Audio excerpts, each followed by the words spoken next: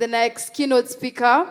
She is here to talk more on Prospera Africa and Bitcoin. I'm excited about this. Let me give her flowers. Yeah? She is a serial entrepreneur, inspirational speaker, and a visionary business leader. She is dedicated to reducing racial discrimination, and she is the founder and the CEO of Skin is Skin. Help me in appreciating and welcoming to the stage, Magatte Wade.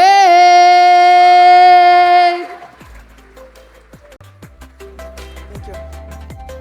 Good morning. Try again. Good morning.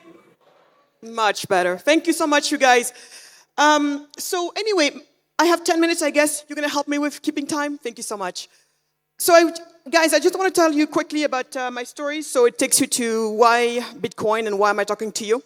So, I'm Senegalese, and I was born back home, and then my family moved to Germany very early on. My parents were economic migrants, so they had to leave me behind when I was age 2 to migrate to Europe. And they left me behind to be with my grandma. So some 5 years later, when they figured that the immigration journey has worked, they came back for me. And that meant the second time for me being separated from my family. So the first time my parents left me behind, the second time I had to leave my grandma behind. Needless to tell you how traumatizing the whole experience has been for me. But I remember that arriving in Germany, I was around age 7, and I looked around and I'm thinking to myself, wait, how come they have this and we don't? And at that point, what I was primarily speaking of was, how come back home, when grandma says, Magatte, it's time for your shower, it would literally take between 45 minutes to an hour between the moment she made that decision and the moment that water touches my skin. Eventually, but in Germany, I look at my mom who says, Magatte, time for your shower. Oh, and for those of you here who are not Africans and didn't live under those circumstances, the reason why it took so long is because grandma had to get a stove of coal going. And once it's really going on, she puts a pot of water on it, waits for it to boil. Then we put it into a bucket, mix some cold water, drag it to the shower area, and there at last I could take my shower. So for those of you who don't know what I'm talking about, that's what it is all about. And here in Germany, mom says, Magatte, it's time for your shower. And I'm like, where is a bucket of hot water? I'm not getting butt naked in this cold weather. And she said, come on, you silly, just jump in the shower. Jump in, turn the knobs around, the water is coming down, the temperature I want, the pressure I want, and I'm thinking, this is not real. Okay, so, but it was like that about everything. It was like that about the paved roads compared to the non-paved roads back home. The grocery stores where they had more apples than my little brain could count. It was just amazing. The whole thing was like that. And then my question was, how come they have this and we don't? And it became literally the defining question of my life. Because eventually that question became, how come some countries like mine and so many others in Africa are poor, while others like the US, Australia, New Zealand, all of them are rich? What is going on? And across the journey of trying to find out, I've heard it all. To this day, with a very straight face, you have people looking at you and saying, oh, darling, it's not your fault. It's just the IQ fury. You know the fury according to which us blacks and browns are simply not as smart as others. The low IQ fury. And they say, oh, well, because you're so dumb, that's what, and it shows in the state of your nations. Okay, whatever. I continue. Some people say, oh, it's malnutrition. Others, it's the colonialism. It's they're stealing your natural resources. And then I'm thinking to myself, the problem is, none of these make sense to me. Let's just take, for example, the colonialism, which many people like to use, and I'm sure I'll have some haters in this room, because I'm one of those people who sits out there and says, Africa is not poor today because of colonialism, and I will explain why. So we'll explain that in a second. But on the colonialism thing, I'm thinking to myself, Ethiopia has never been colonized, yet for the longest time, Ethiopia was a poster child for poverty in Africa. Conversely, Botswana, being colonized before, and Botswana has been one of the top performers on the continent forever.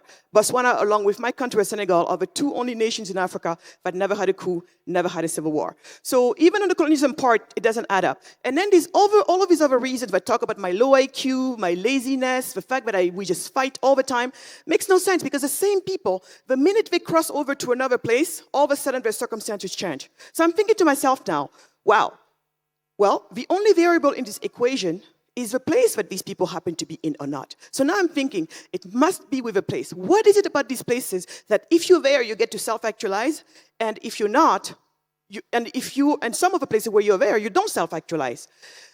Continue on my journey. Family moved from Germany to France, and then after business school in France, I decided to move to the US, land of opportunity.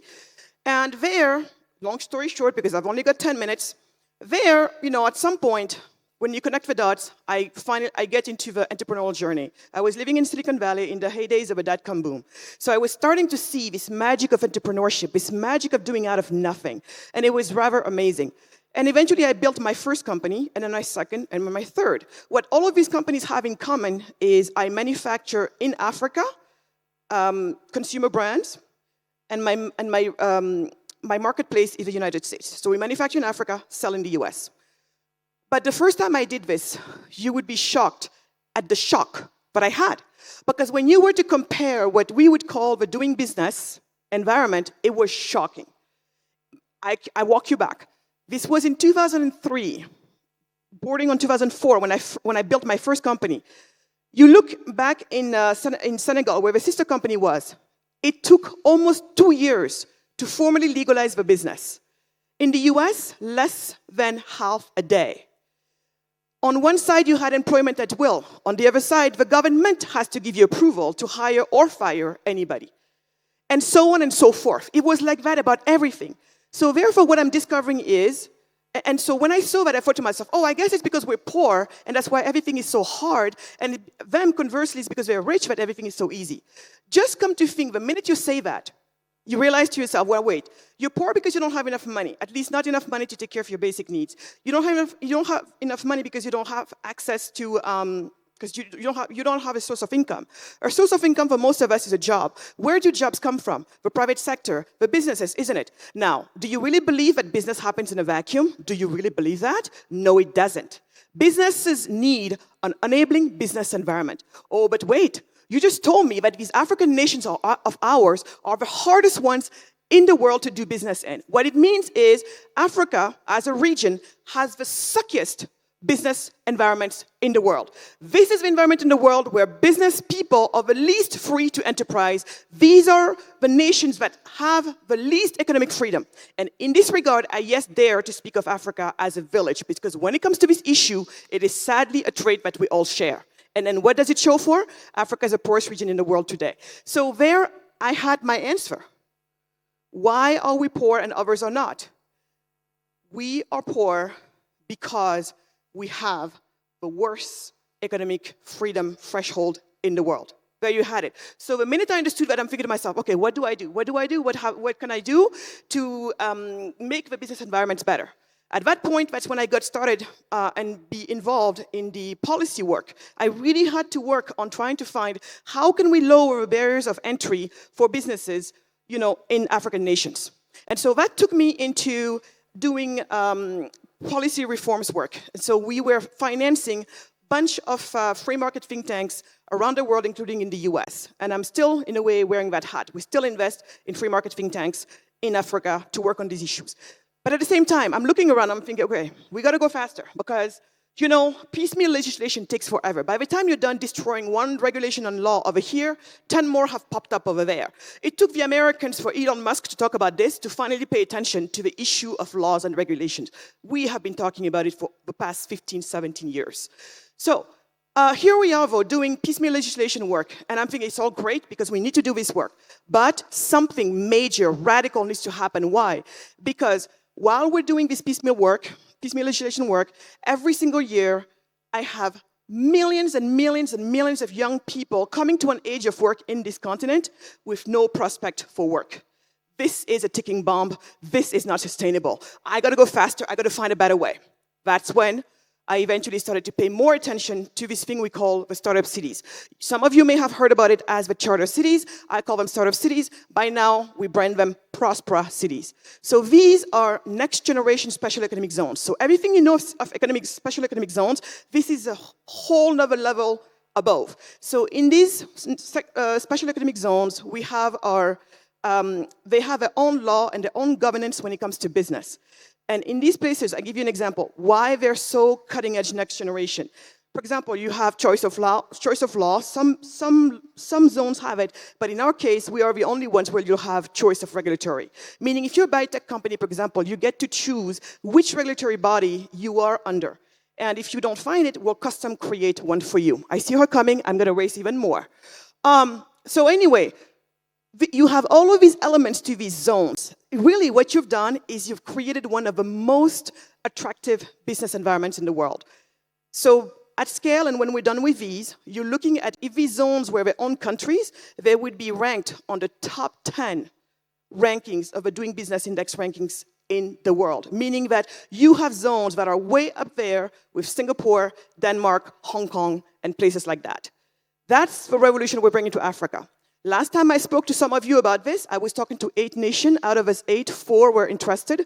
Now that I'm talking to you, we've made some progress. I'm speaking to 10 nations, and I'm in very advanced negotiation with 2 countries. One of them is landlocked, one of them is not.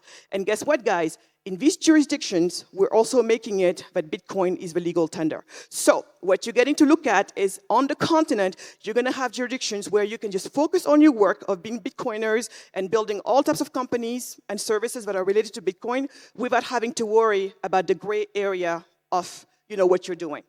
And as we're doing this is a reason why I'm so bullish when I tell people that in my lifetime, I will see our continent leapfrog from the poverty that it's known for into prosperity.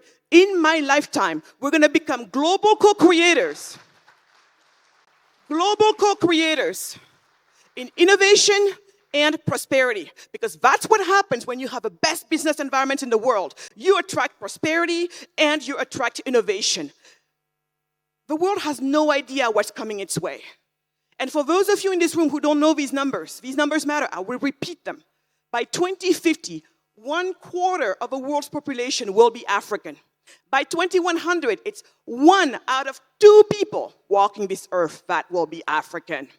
Okay? This is our time. We have the tools. Bitcoin is one of the biggest tools in the toolkit. We've got everything we need. So Africa Bitcoiners, follow Prospera Africa. We are your best allies on this journey, and let's go do it. I don't need all 54 nations to agree on this. All I needed is 1, and guess what? I've got 2, and I think if I'm lucky, I might get 3 before we end of 2025. So the time is ours, and I have never been more excited about our future than I am now. So thank you, guys, and with that, go build.